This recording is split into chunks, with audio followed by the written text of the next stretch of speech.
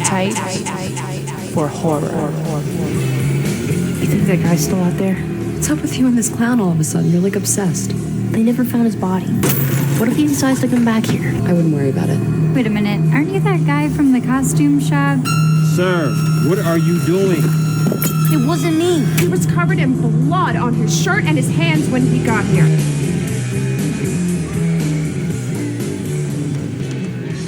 Welcome to the podcast, Appetite for Horror, episode number 1.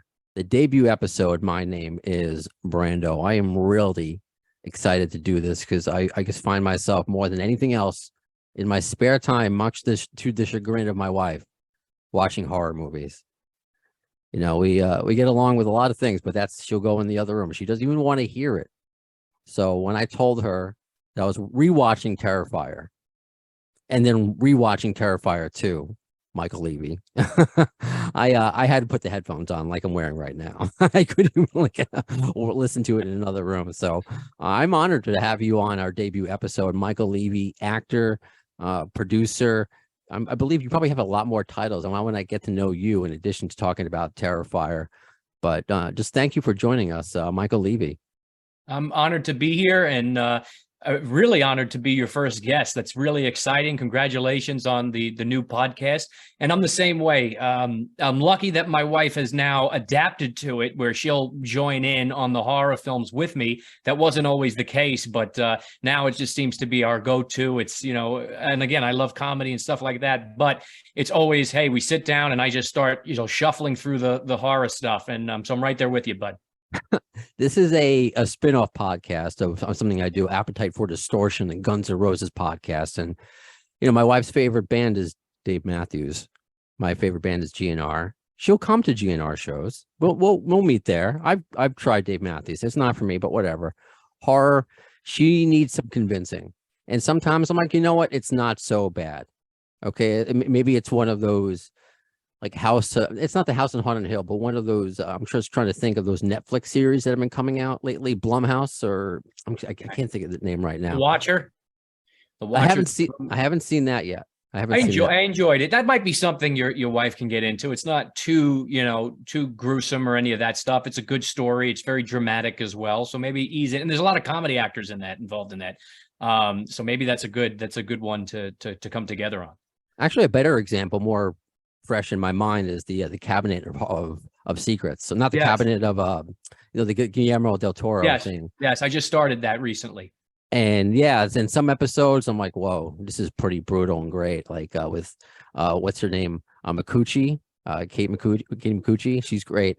But there are some, she was here, they had the dude from Harry Potter, and she's like, this is fantasy. This is nothing. So but I told her Terrifier is something that you can't watch. So so I'm excited to talk about this movie, but I want to get into your history as I'm getting to know you just a little bit as we're opening this episode, opening this podcast. You're kind of a local boy. I'm in Queens right now. I grew up in Long Island, born in Brooklyn. You're Staten Island, right?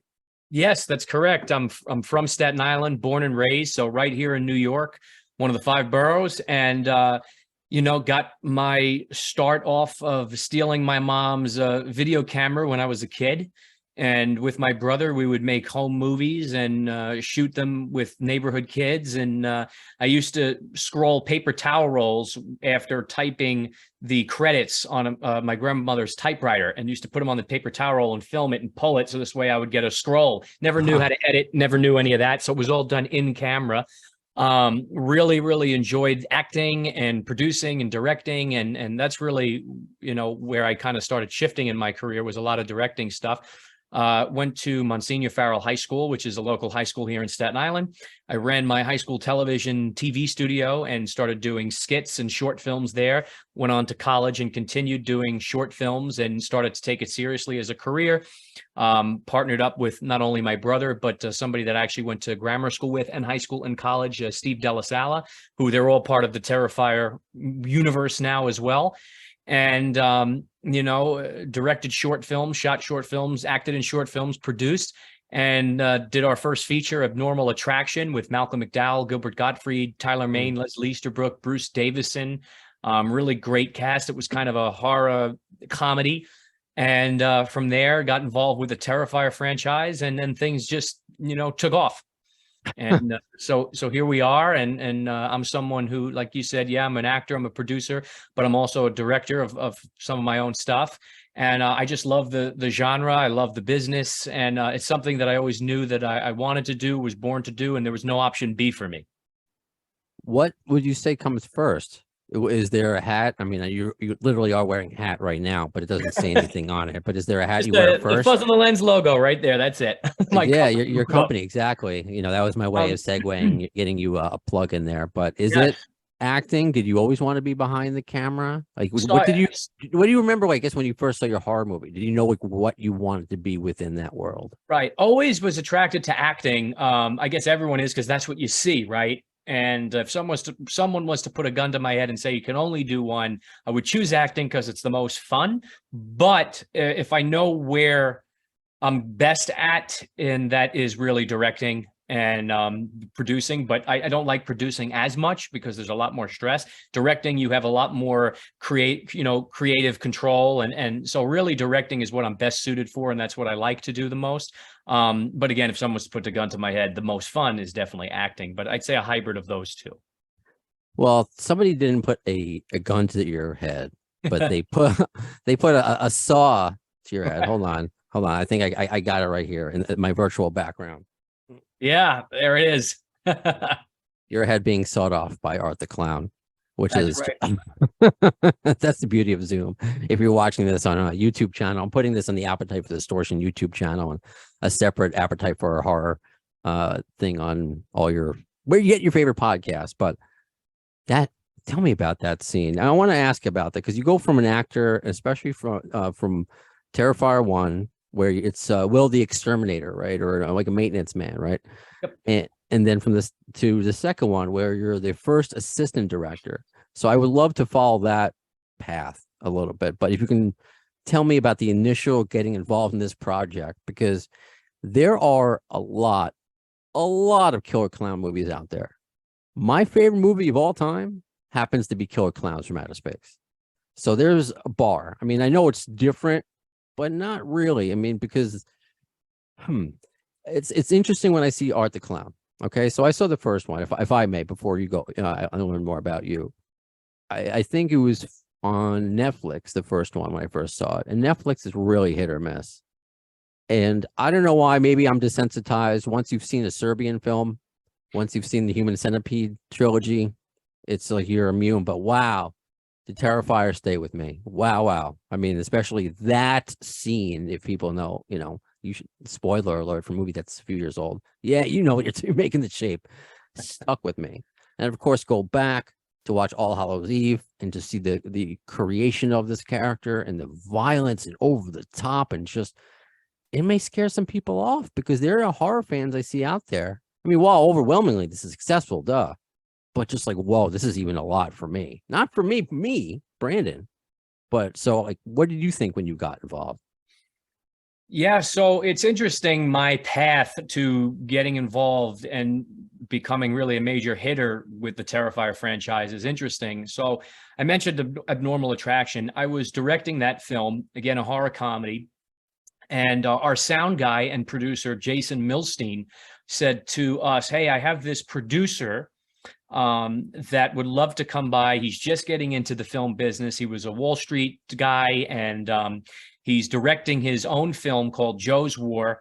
And, he wants to come down and see what you guys are doing. I told him that it's really incredible and, yada, yada, yada. So I said, sure, bring him. So he came to set, and he came to actually a really cool week that we were doing. We were building our own monster village, and we had huge structures and buildings. And it was just really like you stepped into the woods where we were shooting, and you really felt like you were in this monster world. And so he was really impressed, thankfully, and it told us, hey, I'm working on this film called Joe's War, and it's about a veteran with PTSD. It stars Amanda Sante and stars Ed Asner and Tom Sizemore, and shooting it here on Staten Island. And, a veteran is near and dear, close to his heart. And so the suicide rate, so he says, really want to bring you guys on board. We're at the end of it, but, if you guys can come on board and help. So we did. We came on board and we helped him finish the project. And while I was there, his son, this is Phil Falcone, and his son, Joe, was talking about another movie that Phil was getting involved in called Terrifier. And he was producing that and working with a director, Damien Leone from Staten Island. And had I ever heard of Art the Clown and All Hallows Eve? And being a horror fan, I was kind of embarrassed I had not at that point in time. And so his son was the one who was pitching it to us. And we just hit it off with Phil. So Phil was like, hey, we'd like to bring you on board as crew at first.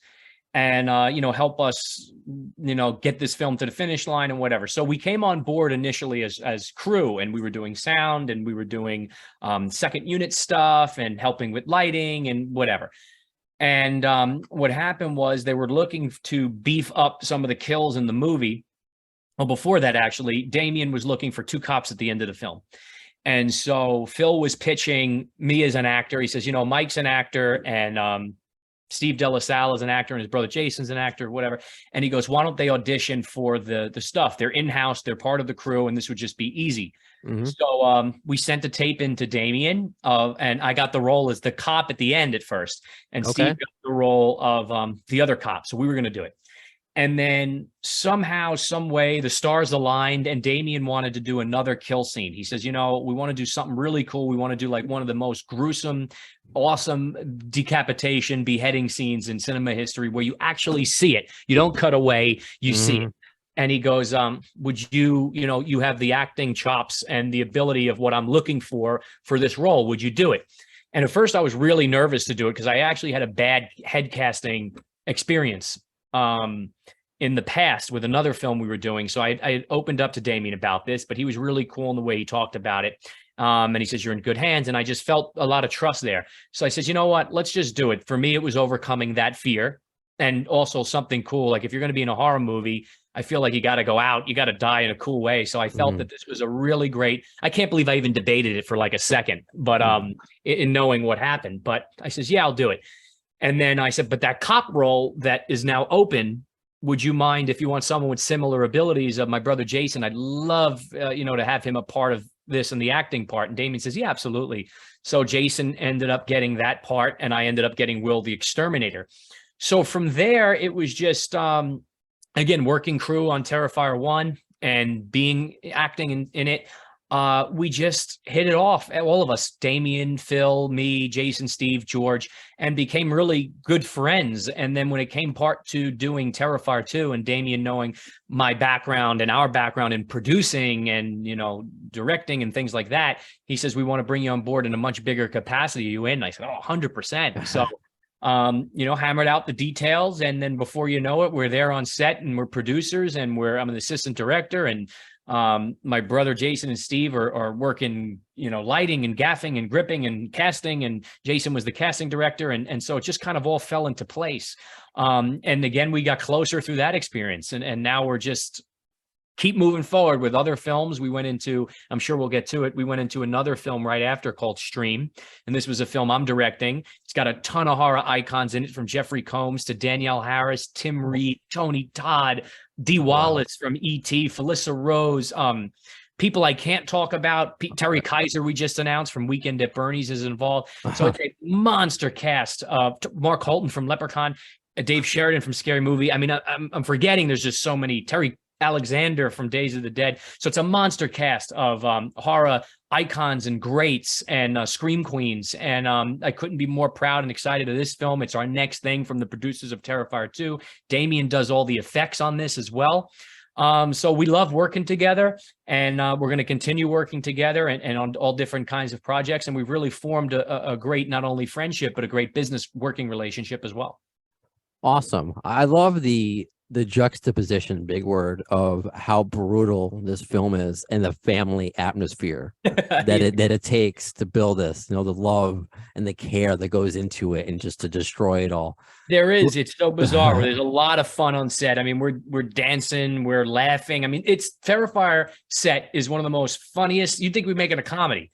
we're constantly making jokes, we're constantly laughing, we're constantly having a good time. And then we get to work and we shoot, and there's gruesome, horrible things that are happening on screen. And then we laugh about it. And I think you can kind of see that come across the screen with even how Art enjoys what he's doing, right? And that's kind of the atmosphere we're in, that Art's in when he's doing these brutal, brutal things on screen. It is amazing. And that's a good transition, as I'm going to slightly change my background. Hold on. I was watching it yesterday. Right. Where he exactly stabs you in the head and your eyes are just going back. So the transition I want to go into is, as an actor, where you are, this is a brutal, violent kill. And there's no joke. And what I love about these films and about horror films in general, what I kind of look for is, I'm not a horror snob, but just as a fan, you can have all the blood and guts and gore, and it can be really boring. And it's just like, okay, I'm seeing blood and guts and gore. But these movies, these films, Art the Clown, the actor makes you feel like you are the person being hurt. The way it's shot, I think that was one of the first things I noticed about the first one, is just the way that it's shot. It doesn't look like a B movie. You know, I told you my favorite movie of all time is a B movie, so I have an affinity towards that. It's not shot like a B movie. It's shot, you know, I don't know if it's how serious it is that you guys were nominated recently by Bloody Disgusting. Yeah, for an Oscar. I know it's crazy. It's like we're waking up every day in the Twilight Zone. It's so funny because this is the exact movie I would tell people, well, you know, we're not making an Oscar nominated film. And then here we are now. It's official, as according to Variety, the Academy just announced that we are officially contenders to be nominated. Wow. And I see no way in hell that we're ever going to get a nomination, but it's just funny because now that we're contenders, the Academy has to watch it and has to seriously consider it. So imagine that, right? Then we'll sit there. What a victory. Terrifier 2. What a victory. But yeah, so I mean, it's just an honor in and amongst itself. And it's kind of, we're just having fun with it, but you know, it's real, it's happening. So we'll see what happens, where it goes. So as an actor, and then I want to go to you as a director, how do you do that? You guys are laughing, having fun off camera. You know, obviously, sometimes I tell my wife, it's not real. These people aren't really being hurt. And I know that's why people were puking and throwing up in theaters. I have to imagine those are just, they went in expecting, I don't even know what they were expecting. Well, I think those are the people that never saw Terrifier 1, and they were just going because of the hype of, hey, this looks cool. I've heard of this. You need to be prepared for a Terrifier. Yeah. Because of how gruesome it is. But you have to also realize that this is fantasy, because the kills go on so excruciatingly long. The kills are so crazily over the top and bizarre. The way Art starts acting, like, eventually you should realize, and that's why I think everyone kind of laughs too, that understands what we're doing, is this is purely you know, kind of like a wink at the camera. It's over the top, it's excessive, it's fantasy, it's not real, you know, kind of things that are going on, but we try to shoot it in a realistic kind of way. And that's where it comes with, I think, to your question of acting, is how does it happen from going from laughing on set and then going into these gruesome things that are kind of happening and going on. It's just a matter of taking that beat, taking that moment, getting in that headspace, and realizing, okay, if this was happening to me or happening to the human body, how would I react? And for me, with the eyes rolling and he sticks me in the top of the head with the knife. And to me now, he's in the nerves, he's in the brain, he's twisting. And what happens is your eyes and everything is all interlocked into your brain. So for me, it was like, and now I'm controlled, right, by him. And every movement he cocks back, my eyes are going, because now my brain is scrambled. It's going haywire, right? And that's kind of the headspace I put myself in. And then a lot of the rest of it comes with Damien Leone's practical effects, makes it easy with the pieces. And then we gradually go to the head. I don't know if you could see that there. This is one of the versions of the production used prosthetic, the busts. Not the one that was stippled with the hair, but one of the secondary ones. And, you know, then his editing skills, and it kind of all comes together just from being in that space and being in that element, being in that atmosphere. And it's just, hey, let's go to work. And then boom, we cut out of it. And it's like, okay, that was cool. What's interesting and a fun behind the scenes story is, and I'm proud of this, Damien is not known to be someone who does one take. Damien does about 13, 14, 15, 16 takes. He's very meticulous. So Phil Falcone and myself, we had this little inside joke of after we do the first take and he gets one decent one or one good one from me, I'm going to do something crazy and something so bizarre and funny for the bloopers. And, we knew, hey, he's going to do like this 20 times. So we do the first take and I'm waiting for him and he goes, yeah, great, cut, moving on. We were like, what? We were like, well, no, don't you want to do one more? And Phil's like, no, are you sure? Maybe the footage is corrupt. He's like, no, I got everything I needed. We couldn't believe. So I didn't even get to do my joke. If I was like, that was fine, I'm okay. Like as he's doing it. That was the first time in history and still hasn't happened since that Damien had done a one take wonder. Now, I like to give that the credit to me. Maybe it was the actor, but I'm not so sure. But, I believed it. I was like, I'm surprised he responded to my email. He's alive. All right. I really thought he died. No, it's brilliant. And you can see the mindset is that you're not just, I don't want to say just an actor, forgive me, for lack of a better way of saying it, that you have the brain of a director. You can tell and why it works. And what I also loved about these films, the practical effects, because I will go back and I will look for an 80s movie sometimes before a new movie because CGI, it doesn't matter if it's horror or Ninja Turtles. It's just the CGI. It's something that takes me out of it. It does. The best example for me with that was the new Stephen King's It, when Pennywise is, I'm a huge fan of the original Tim Curry. Now, I think the new film the kids are fantastic. The shots are beautiful. I wish Tim would have been involved in it, but that'll never happen. But the CG just pulled me out when his face just went so. I said, "Oh, that's fake. I see it." Now, the thing with CG is it dates it because we're not there yet. Maybe Spielberg is, right? But these other films are not really there yet. And like you said, it totally just makes this thing feel fake to me. Totally pulls me out of the film, and it just doesn't have that realism that the practical will give you. And that's why I think people also with Terrifier2 is the general audience isn't used to practical effects anymore.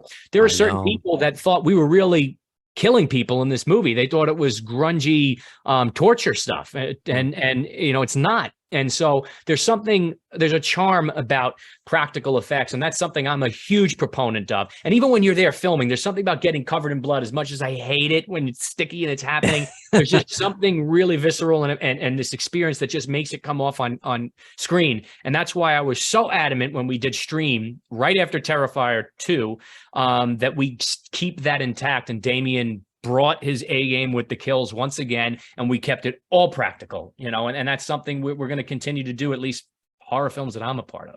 Good. I mean, Tom Savini, I mean, the legend, I need that. Yeah. Otherwise, it takes me out of it. So, and what's great about Art the Clown, David Howard Thornton, what makes, I think, him, and I want to hear your perspective on it, different, because there are like so many killer clown movies, but of course there are a lot of slasher movies.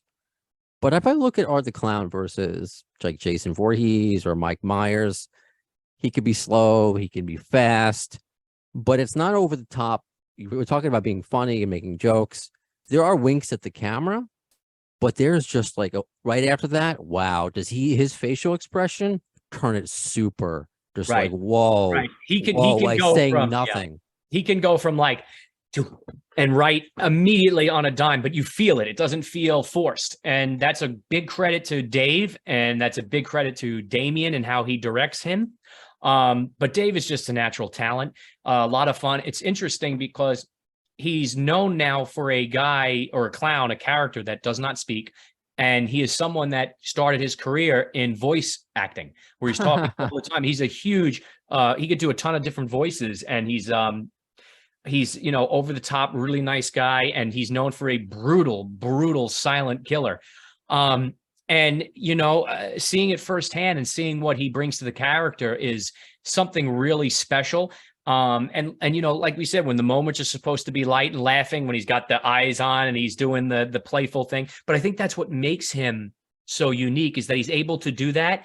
And then that's just him kind of putting the salt and pepper on on his steak, what he's about to fillet and eat and enjoy. You know, that's his tease. That's his foreplay. And then boom, when he goes in and he doesn't stop because he can't get enough. And I think that's what's so scary about Art the Clown as well. The only horror villain I could see even close to this is Freddy, where he's enjoying his kills. But again, Freddy's able to talk and has those punches and those one-liners. Right. David has to do this totally by facial expression, and it's a really, really hard to come across as for an actor because you're limited, but it just shows his range and what he's able to do because he brings out all through his facial expressions, all through his eyes, all through his posture. And sometimes it just, you know, you got the right actor, you got the right director, you got the right part, and it just hits with the audiences. Again, I loved it, and that's why I was so looking forward to Terrifier 2, which I got Screenbox. I've watched it twice already, and it's what I love about it, because it's interesting. My friend, my other horror friend, because I have like one other friend that loves horror. He's like, "Have you seen it yet? You know, it's really good, but one complaint I hear," and he's like, "I don't feel this way," is that it's too long, but it sets things up. And I'm like, okay. And I went into that, and I wanted it to be longer because there are so many things that are set up for the future. Right. But before, I guess, because I know you can't tell us what may or may not be, I want to talk about the talent of the actors, not just David Howard Thornton, but where did you find Lauren Lavera, right? Because look, I just got married, happily married. Wow, I'm in love. She stole the screen. She's incredible. And forgive me, they all are, but because I want to talk about her, and I want to talk about the young boy who played her brother, Elliot. Jonathan. Yeah, Elliot. Yeah, Jonathan, the character, Elliot, the actor. Yeah. Yeah. So, funny thing is, so Lauren Lavera has been somebody that's been on Fuzz and the Lens Productions radar for quite some time. She was friends, believe it or not, with somebody that we work with all the time, Jamie Root. And Jamie was an AD for me on stream.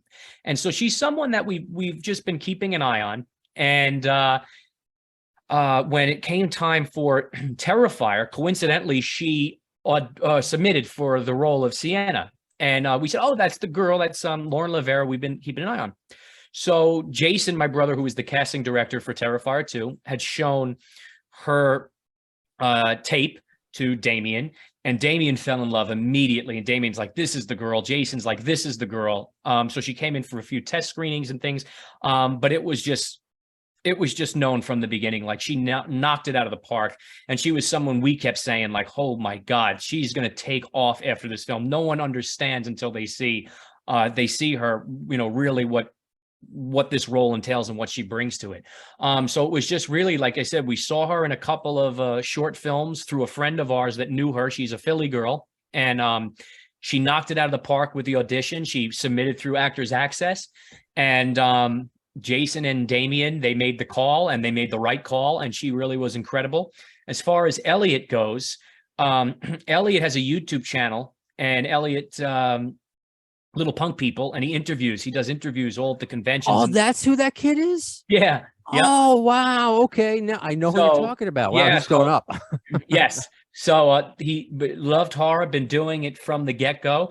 And again, we've kind of known about him and his family, and he submitted again through Actors Access, and he again knocked it out of the park. Our only concern originally was he was a little older than the role had been written for. But it's clear that his acting chops, he deserved the role, and really so happy that we had went with him, because it really got narrowed down to him and one other kid. And it just every time we kept coming back to it was like, listen, are we really going to be hung up on the age right now? I mean, he is just really perfect for this part. So we went with Elliot, and the rest is history. Somebody else that I'd love to talk about that doesn't get enough credit, starting to get credit, but not enough, is Kaylee Hyman, who plays Brooke. I think she is absolutely fantastic in her role. She's fun, she's bubbly, and she's so real in what she does. And also Wesley Holloway, who plays the Serial Kid commercial. Be on the lookout for him. He is an incredible young man. He's an amazing young actor. He actually is one of the leads in Stream. We ended up bringing him on board as our star, and I can't wait for everyone to see this kid's chops, because wow. you know, he's great in Terrifier, but you don't really get to see him, you know, really what he can do and what he can showcase. And he was another diamond in the rough that we found. And I just can't wait for people to see him and what he can do in his career. So just really great cast, and honored that we ended up getting so lucky with the people that are involved in this project. That's something else too. A horror movie can be ruined. I mean, that might be the infamous thing about a lot of horror movies, or the bad acting, and sometimes it just goes with par for the course. But this doesn't have it at all. You know, you believe it, and it's funny as I'm watching the character Jonathan. He's a little kid. I'm like, and I told you I've seen the worst of the worst horror movies. I'm like, man, not him. I'm not feeling bad, and I was like, save. You know, I'm not going to ruin anything. But it just made me feel for every single character and excited for what's to come. It's funny because there was, like, I'll say there's like a whipping scene with him. Yeah. And I won't go any further than that, but it's funny because I got to do the double work for Dave on the whipping scene.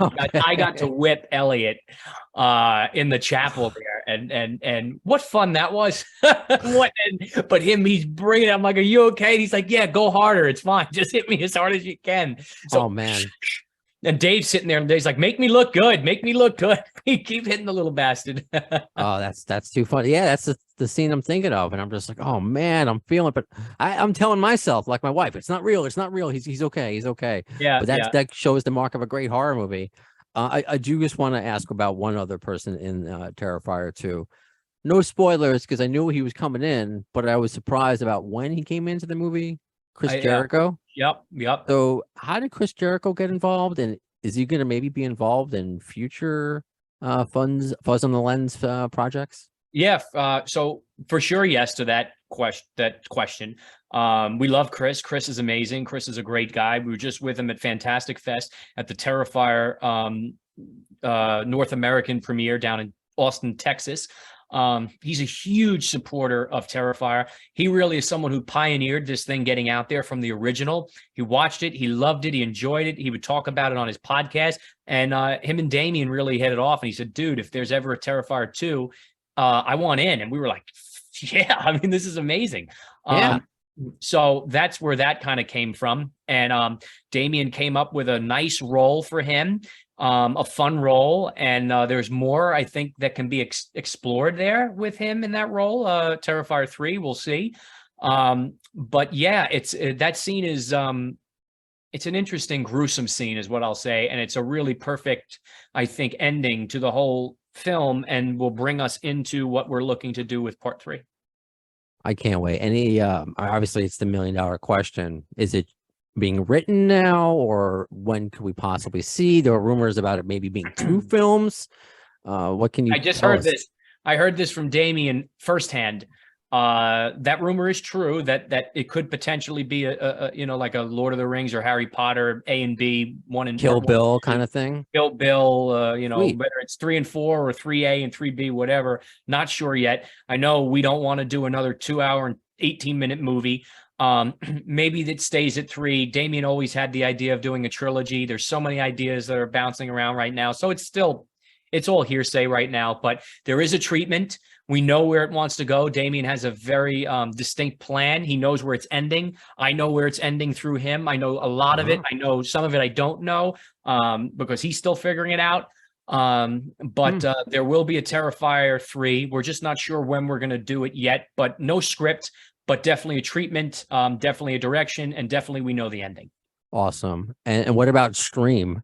Catch us up on when can we stream that? Or yeah, so hopefully this time, well, really Halloween time, fall time next year, 2023. Okay. Same kind of plan that just happened with Terrifier. We're mostly in post-production. We have a few little pickup days left, about 1 or 2 of just getting a shot here or there, upping some of the effects, some things we couldn't do during production. We have a full cut of the film already done. It's going through the score, and it's going through the sound design and the VFX. No VFX with the gore and blood and stuff. VFX, but it's a computer-based kind of movie, so a lot of screen replacement, things like that. Got it. But like I said, this is from majority of the Terrifier and Terrifier 2 production team. all is involved in stream. Damien's doing all the effects, and he's a producer, and Phil Falcone and George Stuber and myself, Jason and Steve, and Joe Marshall, who was on Terrifier 1. So we're also talking to a bunch of different composers now and getting things ready. So, and there's some cast, like I said, Wesley Holloway is involved, and he's in this stream, and Terrifier 2, myself, Jason, Steve. So there's a lot of crossover. And the thing I want people to know most is this is not Terrifier. It's a totally different film. David Howard Thornton's in it. He's not Art the Clown. He's another killer. Not Terrifier, but delivers on the kills. So we want everyone to know when they go to see this to understand this isn't Terrifier 3. You know, we don't want to kind of redo the same thing. We want to do something fresh and show people, hey, we can contribute to the horror genre in many different ways. I'm super excited about it.